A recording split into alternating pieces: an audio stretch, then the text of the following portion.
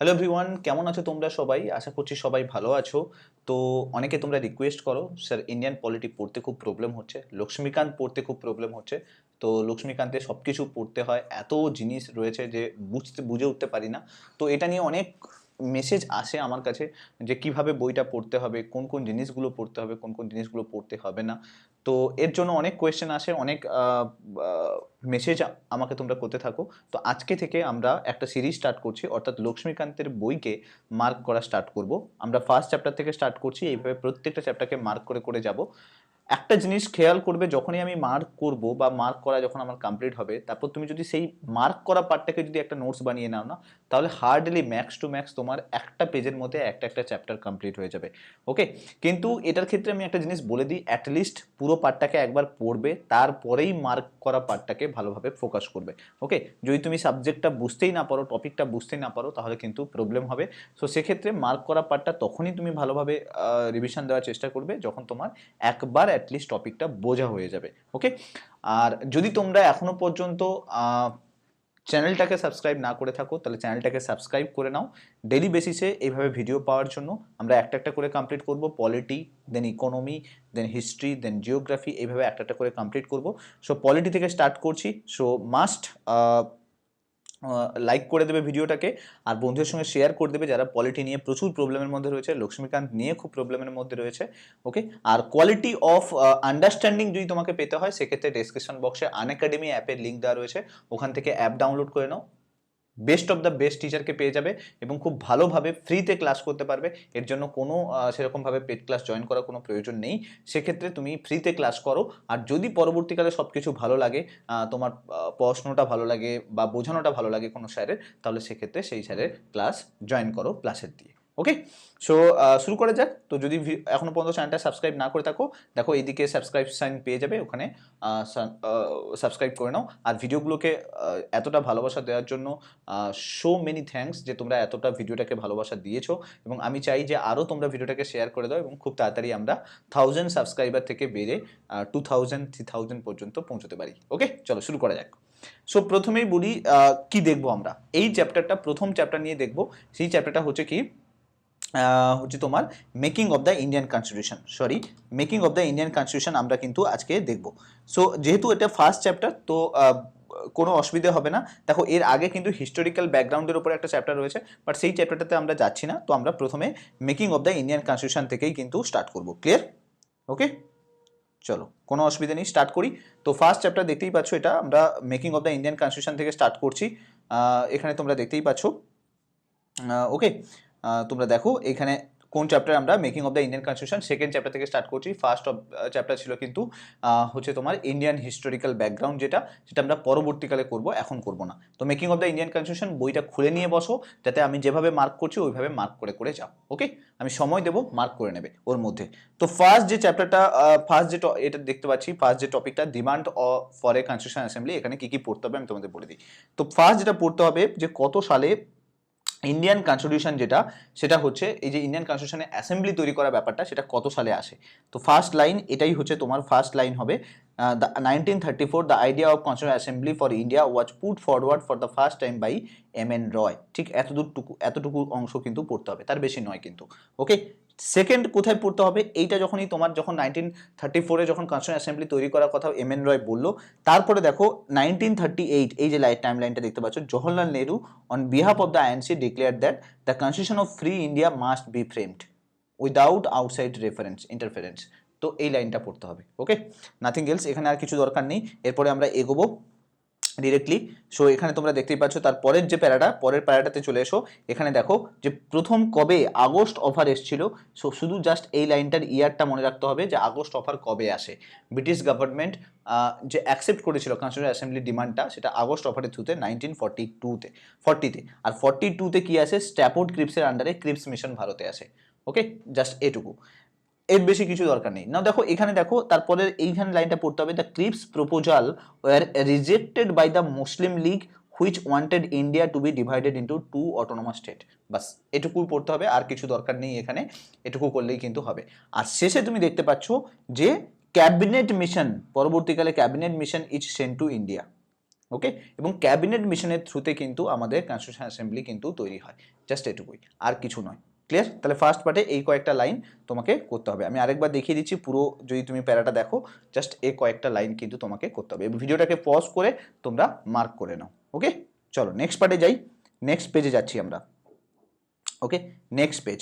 Next পেজে তোমরা দেখতেই পাচ্ছ, ফার্স্ট যে লাইনটা দেখতে পাচ্ছ, the constitution assembly was constituted in November 1946। এইখানে এই লাইনটা পুরোটা পড়তে হবে, 1946 under the cabinet mission plan. তাহলে কনস্টিটিউশন অ্যাসেম্বলি কার আন্ডারে তৈরি হয়েছে? ক্যাবিনেট মিশন প্ল্যানের আন্ডারে তৈরি হয়েছে, জাস্ট এটুকুই, আর কিছু নয়। এখানে চলে এসো, total strength of the constitution assembly was 389। এটুকু করবে, আর দরকার নেই কিছু এখানে। তার মধ্যে 296টা সিট, এগুলো আমাদের পড়ার দরকার নেই, এতটা কোয়েশ্চেন আসে না, তো ইম্পর্টেন্ট নয়। নাও আরেকটা জিনিস এখানে পড়তে হবে, সেটা হচ্ছে দেখো এইখানে রয়েছে সিট যেটা, সেটা অ্যালোকেট হয়েছিল কাদের মধ্যে? ব্রিটিশ এবং কাদের মধ্যে? প্রিন্সিপাল কমিউনিটিস, মুসলিম, শিখ এবং জেনারেল, এদের মধ্যে হচ্ছে বেসিক্যালি এটাকে সিটটাকে কিন্তু অ্যালোকেট করা হয়েছিল। এটা ইম্পর্টেন্ট রয়েছে, কাদের মধ্যে সিটটাকে অ্যালোকেট করা হয়েছিল সেটা নিয়ে জিজ্ঞেস করে। ক্লিয়ার? আচ্ছা, আরেকটা জিনিস দেখতে পাবে, যে কনস্টিটিউশন অ্যাসেম্বলির এখানে একটা কোয়েশ্চেন রয়েছে, যে কনস্টিটিউশন অ্যাসেম্বলি যেটা, সেটা হচ্ছে এই যে the election of the constitution assembly, এই লাইনটা মার্ক করো, কবে হয়েছিল? জুলাই আগস্ট 1946-এ হয়েছিল। তো এই লাইনটা কিন্তু অলসো ইম্পর্টেন্ট রয়েছে, সো এটা কিন্তু একটু মার্ক করে নেবে। জুলাই আগস্ট 1946-এ ইলেকশন হয়েছিল কনস্টিটিউশন অ্যাসেম্বলির। ওকে, এখানে ইম্পর্টেন্ট আছে। তাহলে এখানে মুসলিম লীগও পার্টিসিপেট করেছিল, এই যে দেখতে পাচ্ছ মুসলিম লীগে 73টা সিট ছিল, মার্ক করছি না যেহেতু আমাদের ইম্পর্টেন্ট নেই। সো এইটুকু আমাদেরকে পড়তে হবে, জাস্ট, আর কিছুই নয়। এদিকে বাকি যা কিছু রয়েছে দেখো, সেম হিন্দু মুসলিম শিখের কথা বলেছে, এই যে লাইনটাই তোমরা দেখতেই পাচ্ছ, হিন্দু মুসলিম সেম শিখের কথাটা যেটা আমরা আগে পড়লাম সেটাকেই আবার একবার বলেছে, তাই জন্য এই ধরনের লাইনকে পড়ার দরকার নেই, যতটুকু দরকার আছে ততটুকু আমি মার্ক করে দিয়েছি। ওকে, তাহলে পেজ 2 চলে গেল, এরপরে আসছি পেজ 3। ওকে, পেজ 3তে আমরা দেখবো, তাহলে পেজ 2তে এত কিছুর মধ্যে মাত্র 3টে লাইন আমাদেরকে পড়তে হয়। তো পেজ 3তে চলে যাচ্ছি। নাও পেজ 3তে তুমি যদি দেখো, এইখানে আমরা ডিরেক্টলি যাচ্ছি কনস্টিটিউশন অ্যাসেম্বলির যে ফরমেশনটা, ঠিক আছে, এইখান থেকে স্টার্ট করছি।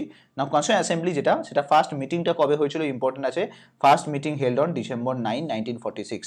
এখান থেকে প্রথম কনস্টিটিউশন অ্যাসেম্বলি কিন্তু মিটিংটা হয়, ফার্স্ট মিটিংটা। আর এই মিটিংটাতে অ্যাটেন্ড করে কি? ইম্পর্টেন্ট রয়েছে, 211 জন মেম্বার টোটাল অ্যাটেন্ড করে। আর এখানে জেনে রাখো, এই লাইনটাও মনে রাখো, doctor Sachchidananda Sinha, the oldest member, was elected as the temporary president of the constitution assembly. আর এই পুরো কনসেপ্টটা কোথা থেকে নেওয়া আসা হয়েছে? এটাও কিন্তু ফ্রেঞ্চ প্র্যাকটিস, অর্থাৎ ফ্রেঞ্চ কনস্টিটিউশন অ্যাসেম্বলি থেকে নিয়ে আসা হয়েছে। ক্লিয়ার হলো? এই পর্যন্ত বুঝতে পেরেছো?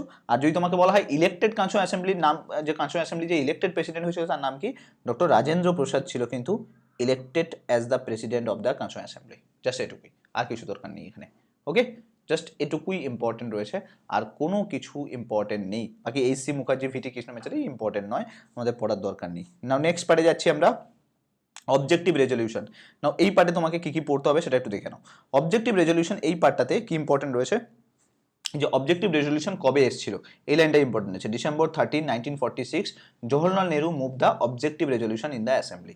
এটুকু, আর কিছু না, এখানে আর কিচ্ছু পড়ার দরকার নেই, জাস্ট এই পুরো পার্টটাকে স্কিপ করতে পারো, এইটা আমাদের জন্য ইম্পর্টেন্ট নয়, ঠিক আছে, এইটা পুরোটা স্কিপ করতে পারো, ঠিক আছে। পুরো এই পেজটা থেকে তাহলে কতটুকু পেলে? এই পেজটা থেকে জাস্ট এটুকুই কিন্তু তোমাকে মার্ক করতে হবে, জাস্ট 3টে লাইন, আর কিছু নয়। ওকে, নেক্সট পার্টে যাচ্ছি, নেক্সট পেজে। নেক্সট পেজ, এই পেজে চলে এসো। এই পেজে কি ইম্পর্টেন্ট আছে সেটা বলে দিই, জাস্ট এই পার্টটা পুরোটা বাদ দিয়ে দাও, এইখানে জাস্ট মার্ক করে রাখো, the resolution was unofficially adopted by the assembly on 22 January 1947। আর কিছু দরকার নেই আমাদের। ক্লিয়ার হয়েছে?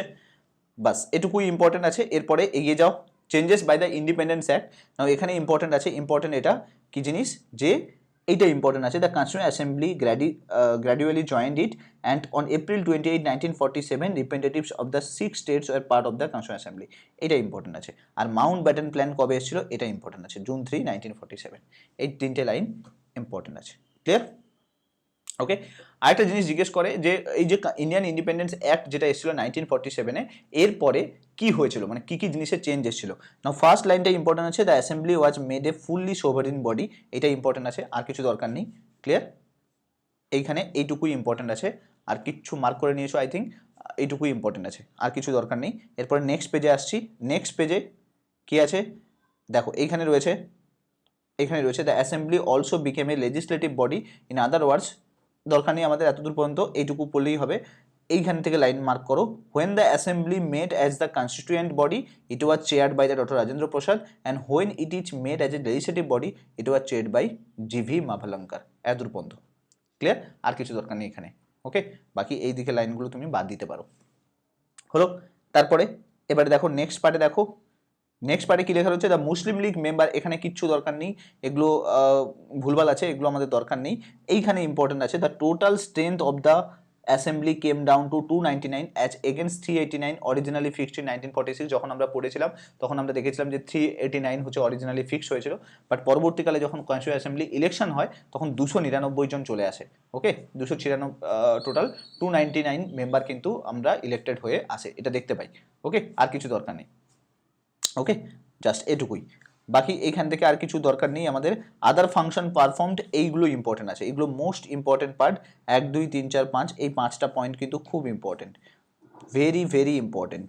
ক্লিয়ার, ভেরি ভেরি ইম্পর্টেন্ট, এই পার্টটা কিন্তু ভালো করে দেখে দেবে। আরেকটা জিনিস এখানে ইম্পর্টেন্ট, কনস্টিটিউয়েন্ট অ্যাসেম্বলি কবে তৈরি হয়েছে, 11 session 2 years and 11 months and 18 days, এই লাইনটা ইম্পর্টেন্ট আছে। আর এখানে কিছু দরকার নেই আমাদের, জাস্ট এটুকুই। আর এইখানে লিখে রাখো যে, এইখানে দেখে রাখো যে ফার্স্ট ফাইনাল সেশন কবে হয়, এইটা ইম্পর্টেন্ট আছে, আর দরকার নেই কিছু। হলো, এই লাইনগুলো থেকে এইটুকু জিনিসই পড়তে হয়, বাকি কিছু পড়ার মতো নেই। হলো, কমপ্লিট হলো, বুঝতে পারলে, জাস্ট এটুকুই। এরপরে ডিরেক্টলি পরের পেজে যাচ্ছি না। পরের পেজে কী কী ইম্পর্টেন্ট আছে, পরের পেজে ইম্পর্টেন্ট বলতে শুধু দেখাচ্ছে কয়েকটা কমিটি তোমাকে মনে রাখতে হবে, সেটা হচ্ছে 1 2 4 তোমাকে মনে রাখতে হবে, 1 2 3 4 এই 4টে কমিটি মনে রাখতে হবে, এ মনে রাখতে হবে অ্যান্ড অলসো বি মনে রাখতে হবে, আর কিচ্ছু না। আর বাকি এইদিকে 6 নম্বর পার্টটা মনে রাখতে হবে। ওকে, আর কিচ্ছু মনে রাখার দরকার নেই, এগুলো ভুলে যাও, এগুলো দরকার নেই আমাদের। ওকে, এগুলো আমাদের দরকার নেই, শুধু 6 নম্বর 1 2 3 4 ওপর থেকে এ বি আর 6 নম্বর, আর কিছু দরকার নেই। এরপরে এই দিকে তুমি যদি দেখো এই পার্টটাতেও কিছু মনে রাখার দরকার নেই। হলো, দেখতে পাচ্ছ এই যে পার্টটা, এই পার্টটাতে মাইনরিটি কমিটিতে আমাদের কিছু মনে রাখার দরকার নেই। ওকে, নেক্সট পেজে আসছি। নেক্সট পেজে দেখো অর্ডার অফ বিজনেস কমিটি, নাও এই লাইনটা, এইটা মনে রাখা দরকার আছে। আর এইখানে আর কিছু সেরকম কোনো কিছু মনে রাখার কোনো প্রয়োজন নেই। ওকে, এগুলো মনে রাখার কোনো প্রয়োজন নেই, এগুলো এক্সট্রা রয়েছে, জীবনে কোনোদিন কোয়েশ্চেন আসবে না। ঠিক, এবারে যদি পিএসসি কোয়েশ্চেন দেয় সেটা আলাদা ব্যাপার, বাট কোয়েশ্চেন আসার চান্স খুব কম। নাও ড্রাফটিং কমিটি কবে তৈরি হয়েছিল, ইম্পর্টেন্ট আছে 29 আগস্ট 1947, এটা ইম্পর্টেন্ট আছে। আর টোটাল কতজন, এই 7 জন মেম্বার, ইম্পর্টেন্ট আছে। আর কিছু দরকার নেই এখানে, বাকি এগুলো ভুলভাল, ঠিক আছে, এগুলো সব ভুলভাল আছে, এগুলো পড়ার দরকার নেই। ওকে, পেয়ে গেলে নিশ্চয়ই। এক মিনিট একটু প্রবলেম হলো। ক্লিয়ার, আই থিঙ্ক ক্লিয়ার আছে এখন। এক মিনিট দেখাও, ইয়েস, চলো ক্লিয়ার আছে। একটু টেকনিক্যাল গ্লিচ হয়েছে, বাট আশা করছি ঠিক হয়ে যাবে। নাও এটা ক্লিয়ার আছে, তো আমাদের মোটামুটি এটুকুই দরকার ছিল। বাকি এই চ্যাপ্টারে এনাক্টমেন্ট অফ দ্য কনস্টিটিউশন, এইখানে কি ইম্পর্টেন্ট আছে এটা একটু দেখে নাও। ফাইনাল ড্রাফট কবে হয়েছিল, ইম্পর্টেন্ট আছে, ঠিক আছে। ফাইনাল ড্রাফট যেটা, সেটা কবে হয়েছিল সেটা ইম্পর্টেন্ট আছে। ফাইনাল ড্রাফট 1948-এ ইম্পর্টেন্ট হয়েছে, এটা আসে মাঝে মাঝে কোয়েশ্চেন। আর আরেকটা জিজ্ঞেস করে কবে ডিক্লেয়ার মানে পাস হয়েছিল, মোশনটা কবে পাস হয়েছিল, এইটা ইম্পর্টেন্ট আছে, আর দরকার নেই এখানে। আর এইখানে কনস্টিটিউশন আজ অ্যাডপ্টেড 26 নভেম্বর 1940, এই লাইনটাই ইম্পর্টেন্ট আছে, দেখে নাও একবার, এই লাইনটা ইম্পর্টেন্ট আছে। Constitution as adopted 26 November 1949, content a preamble, 395 article and 8 schedule.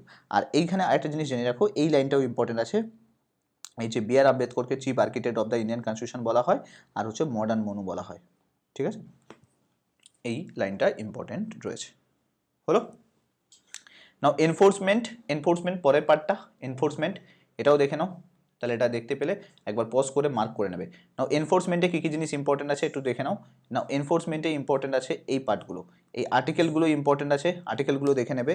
আর কিছু জানার দরকার নেই, কবে ফোর্স হয়েছে কনস্টিটিউশনে, এটা ইম্পর্টেন্ট আছে 26 জানুয়ারি 1950, এইটা ইম্পর্টেন্ট আছে। বাকি এখানে কিচ্ছু দরকার নেই আমাদের, বাকি ছেড়ে দাও, এগুলো সব প্রয়োজন নেই, বাকি এগুলো কোনোটাই ইম্পর্টেন্ট নয় আমাদের। নাও অলসো, এটা অলসো আমাদের কোনো ইম্পর্টেন্ট নেই, বোঝা গেল, ক্লিয়ার, এগুলো আমাদের কোনো ইম্পর্টেন্ট নেই, হয়েছে, এগুলো আমাদের কোনো ইম্পর্টেন্ট নেই। আশা করছি বুঝতে পারলে। ওকে, সো একবার ভিডিওগুলো পজ করে করে তোমরা দেখে নেবে কোন কোন জিনিসগুলো মার্ক করলাম। সো অনেকগুলো টপিক কিন্তু মার্ক করে দিলাম তোমাদেরকে। তো একবার ভিডিওটাকে পজ করে তোমরা দেখে নেবে, তাহলে দেখবে মোটামুটি তোমাদের রেডি থাকবে। ওকে, শুধু এটুকু পার্টকে ভালো করে নোটস বানিয়ে তুমি যদি রিভিশন করে নাও তাহলে কিন্তু হবে। তো সব পার্টগুলো মার্ক করে দিলাম, ওই মার্ক করা পার্টগুলোকে ভালো করে ফোকাস করো। Thank you so much. ভিডিওটা কেমন লাগলো জানাবে, আর তোমাদের একটু একটু হলেও হেল্প হলো কিনা সেটাও জানাবে। ভিডিওটা যদি ভালো লাগে তাহলে লাইক করে দাও, আর মাস্ট চ্যানেলটাকে সাবস্ক্রাইব করে রাখো পরের পার্টটা পাওয়ার জন্য। ওকে, সো নেক্সট ভিডিওতে আমরা নেক্সট চ্যাপ্টারটা নিয়ে দেখবো। Thank you so much. Next ভিডিওতে তোমার সঙ্গে আবার দেখা হচ্ছে।